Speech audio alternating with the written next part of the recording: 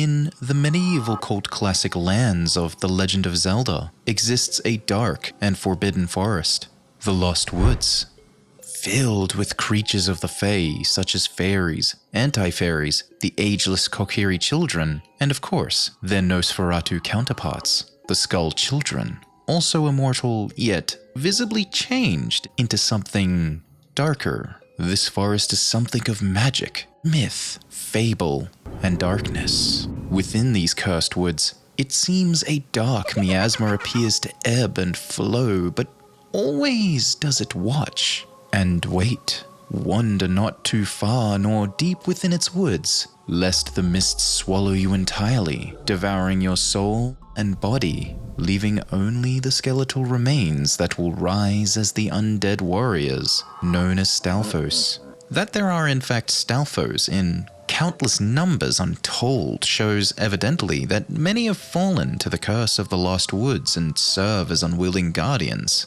till the seams of time unfurl and pull apart at their ends. A guardianship born of unconsented service unto undying suffering, the Stalfos are seen as towering foes of shield and sword. Whilst these foes attack without provocation, drawing the distinct notion that they are evil in nature, their purpose serves a greater good in protecting the sacred forests, its secrets, and of course, its many Fae creatures. Don't let this fool you thinkers. The Fae are indeed a race that appears benevolent, kind, and usually colorful, fair, and cute. But fairies and forest elves are usually not at all to be described as kind or benevolent. In fact, traditional lore actually explains that Fae creatures are mischievous at best, usually though, and typically, cruel and sadistic, punishing any mortal that may encroach upon their space or simply bother them in some way. The Fae aren't seen until they make their presence known, as they exist in a more spiritual or ethereal plane between the material and the spiritual worlds of the dead, commonly understood to be far more than mortals and yet so much less than gods. Fae, like fairies and forest elves, simply go about their lives, and should a common mortal stumble across one, and should it be allowed in or perceived, that mortal stands to either be cruelly tricked at times, whilst at other times killed, be it slowly and or horrifically, or swiftly. But sometimes, though rarely, mortals are befriended and cherished, but that's usually the exception, not the norm. Among many folk tales and accounts, some common survival guide tips on dealing with Fae were rules of thumb like always being polite and never insulting, never make promises with Fae that you don't intend to keep or cannot keep, do not litter on or despoil a Fae creature's home and or dwelling, never expect something from a Fae creature with no cost, as all interactions with Fae are typically required to be of mutual benefit and or profit. Never ever accept a gift from a fairy. Never eat food offerings or drink wine from a Fae. Do not step into Fae rings, follow fairy and or Fae music or processions. Never dance with fairies or have a romantic attachment with a Fae creature. Never say thank you to a Fae creature, as it implies that you now owe them a debt. Don't mention newborn children that you or someone else that you know of has or is nearby. And never, ever reveal your true name to a Fae creature. Do so and you invite the Fae to have power to control you, as like all forms of magic, be it divine, demonic, or arcane, true names have power. Now, for all it's worth, if one was to wander in a Fae creature's Fae circle accidentally, or even just a Fae territory, that person can become invisible to their own mortal kin, and may in fact find it impossible to leave the magic circle or perimeter that was marked out magically. It's typical for Fae creatures to cruelly force a mortal to dance into exhaustion, madness, or until death takes them. With that said, the comparison of the Lost Woods of Hyrule in Ocarina of Time and Breath of the Wild look, feel, and function like a Fae circle or magic perimeter. Another interesting coincidence is the presence of spirit entities that live in the realms between the immaterial world of the dead and the physical plane of the living. In Breath of the Wild, we have kami spirit-like creatures such as the Bloopies and Satori. In Ocarina of Time, we have the Keton Fox God Spirit, and only those of innocence or purity can see these entities.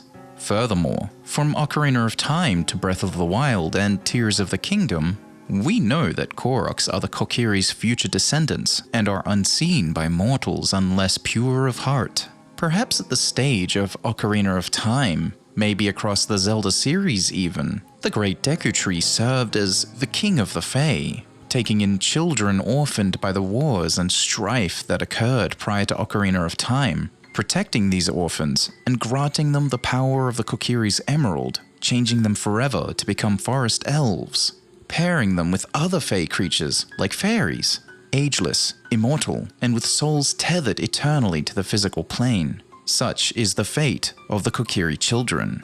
What's more, we have the Skull Children and the Anti-Fairies. Skull Children are Kokiri whose bodies have been changed or altered by the dark miasma of the Lost Woods, their bodies possessing undeathly physical attributes, yet retaining the childlike persona. It's as if their immortal soul persists in spite of this change from the light to the dark. This juxtaposition is much the same in the way the anti-fairies also exist, as when exposed to magic dust, these dark fairies or evil fairies change in form back to light-based fairies. It's unclear if anti-fairies are still loyal to the Deku Tree and the Lost Woods, but ultimately, they are fairies. They are like the Skull Children, bordering the lines between Fae and Fiend-type creatures. Regardless, any mortal being that does not possess the same divine spirit the fairies have or the Kokiris have simply become undead within the Lost Woods. However, there are exceptions. For example, we know that Link was offered before the Great Deku Tree by his mother, who would pass away and be changed into a tree that would be hollowed out and made into a house in which Mido would live in, and it's shown that the Kokiri's attitude towards outsiders of the forest and its Fae denizens are treated with contempt, as when the mother changed into a tree, it's depicted that the Kokiri are amused. This same forest elf that would live within the tree that was Link's mother would bully Link for a time as well, until Link receives his own fairy companion and would be granted the honor of bearing the Kokiri sword, departing on his destined journey as the hero of time across Hyrule, leaving the forests forever. Or so we thought. Now the funny thing about this example is that it's not the only time in which we see the Fae creatures such as the Kokiri and fairies indifferent towards the suffering of mortals either, whether that be within their Fae territories or outside of them. No. Heed well my warnings, thinkers.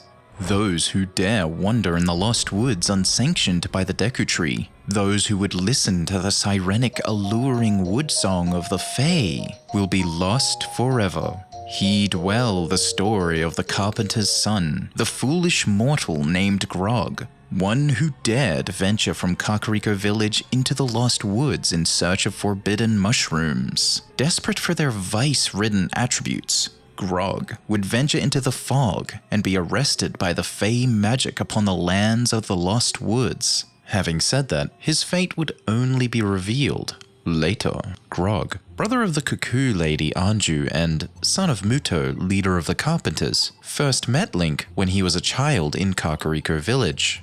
There he sat, slumped atop a crate by the Kakariko village tree. His gaunt physique, pale skin, and pupilless, widened eyes show that not all is well. Something was evidently off about Grog. Suspiciously, we can even see odd sacks next to his crate, with nothing even really to explain what's up with them. All we know is that he served to gather ingredients for his granny, who makes contraband goods at the back end of Kakariko village. 7 years later, Link ventures deep within the Lost Woods and finds Grog stooped over by a tree, ever more sickly in appearance, and holding an odd mushroom. It's clear that Grog was lost and in dire straits, Upon speaking to him, he begs us to return the mushroom to Granny.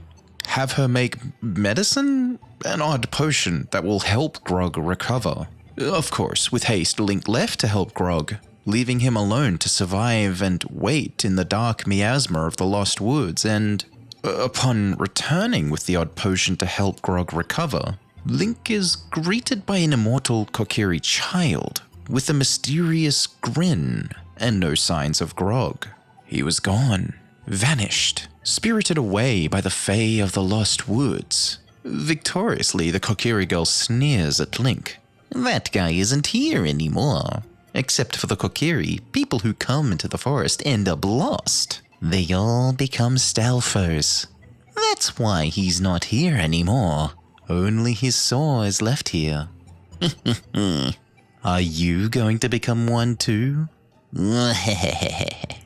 Upon hearing this, Link just stoically shrugs off the Kokiri's threats as he's grown up in the forest but isn't recognized by his old friends anymore. He instead indicates to Fado that the odd mushroom Grog gave him was made into medicine to help Grog. Upon the Fae Forest child being made aware of this, she flies into a rage. The mortal had dared take from the sacred forests, had dared defile the Fae lands and gone so far as to hand it to another mortal. Snapping, Fado responds furiously. That medicine isn't made of forest mushrooms. Give it back. Link, not sparing a second thought or perceiving any danger, just simply politely hands it back.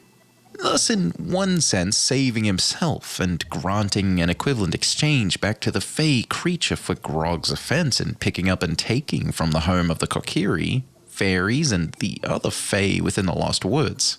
It's not something that we, the player, explicitly realize, but Link stood upon the precipice of danger. He was polite, had not taken a gift, nor thanked the Fae creature, had fixed and given something of value to the Fae and rectified a transgression from a fellow mortal. Had he strayed in any way in etiquette, he too would have been spirited away, vanished, lost to the fog, a skeletal guardian to the forests. But no, he was protected. Perhaps it was his upbringing. Perhaps it was that he had a fairy companion who protected and guided him, Navi. Maybe it was the great Deku Tree's sanction that protected him. But one day, he too would fall and become a Stalfos too. One day, after serving his duty and capturing Ganondorf, ushering him to serve for his crimes against Hyrule, he would return to the forest to seek out his friend who he'd lost, Navi, but instead end up playing with Skull Kid, who filled the void. But one day he too, like the Kokiri who gave up their bodies to become the undeathly Skull Children, he too would become a Stalfos in the Lost Woods. It's unclear if the Hero of Time willingly entered the Lost Woods to change into a Stalfos and transcend time's hold on him within the constraints of mortality, or if he simply died accidentally whilst searching for Navi and playing with the Skull Kid. Regardless, by the era of Twilight, his full-grown, golden plate armored figure was a towering and imposing shade. With one eye, a red glint, the Hero of Time had embraced the miasma of the Fae and become transformed. His body was clearly skeletal like the Stalfos in appearance, yet he retained his consciousness and would appear at times of great need, similar to other Fae creatures, as if he was a spirit entity as well, one that lurked the Lost Woods mostly, but could manifest outside the woods if so desired. The fate of a weary traveler like Grog is clear and without end in his undying torment within the mortal planes. But for the Hero of Time, he would endure until he had passed his knowledge down to the next hero who would heal his soul and allow his spirit to depart. Allowing his spirit to depart after the Song of Healing was howled into the night skies. Link's ascension to the afterlife, a blessing, though perhaps it was due to his friendship with Navi the Fairy, and perhaps his kind heart always open to the Fae, that maybe, just maybe the Song of Healing was allowed to untether his spirit from the hold of the Fae. Maybe in hearing this song, the Fae simply allowed him to seek rest. Such a kindness is unlikely for most, and typically eternal torment was a fate Fae deemed worthy of most mortals that dared tread these hallowed sacred lands, but Link was not most. And certainly not an ordinary mortal. He was the hero of destiny after all, and possessed a spirit unlike any other, save only Princess Zelda, of course. Yes, heed well the tale of the carpenter's son. Turn your ears away from the forest folk's song, lest the dark fog take you, as it took Anju's brother.